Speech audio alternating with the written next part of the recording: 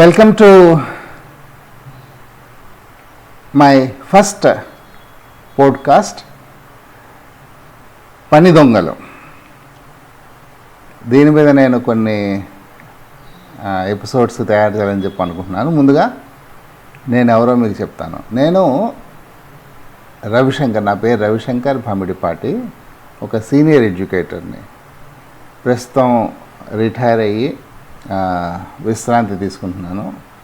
యాక్చువల్గా విశ్రాంతి అంటే నాకు ఏదో కొద్దిగా ఇబ్బందిగానే ఉంటుంది. సో అందుకని నా ఖాళీ టైంలో ఇలాగా మీతో చిట్ చాట్ చేద్దామని చెప్పి, అలాగే నాకు తెలిసిన కొన్ని విషయాలు మీతో షేర్ చేసుకుందామని ముందుకు వస్తున్నాను.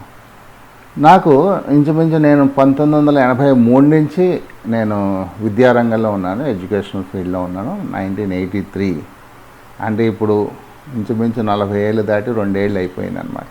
ఇది 25 కాబట్టి 42 ఏళ్ళు విద్యారంగంలో ఉన్నాను. నేను చాలామంది పిల్లల్ని, స్టూడెంట్స్ని చూశాను, టీచర్స్ని చూశాను, మేనేజ్మెంట్స్ని చూశాను, అలాగే పేరెంట్స్ని కూడా చూశాను. ఇంచుమించు సొసైటీలో ఉన్న అన్ని రకాల పీపుల్ని చూశాను అన్నమాట. సో పని దొంగలు అంటే వాళ్ళకి పని వస్తుంది, కానీ పనిని ఎస్కేప్ చేయడానికి చూస్తూ ఉంటారు. వాళ్ళకి పని వచ్చినా సరే పని చేయకుండా ఏదో ఒక రీజన్స్ తోటి కాలం గడిపేస్తూ ఉంటారనమాట. వాళ్ళు మనకి ఇంచుమించు దైనందిన జీవితంలో చాలామంది ఇలాగా ఈ పని దొంగలు మనకి కనపడుతూ ఉంటారు.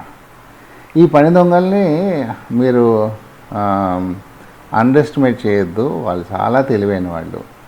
ఓకే, ఒక పనిని ఎగ్గొట్టి టైం స్పెండ్ చేయడం అంటే అంత ఈజీ కాదు. చాలా చాలా కష్టమైన పని. అంటే వాళ్ళు చాలా ఇంటెలిజెంట్, చాలా తెలివైన వాళ్ళు అన్నమాట.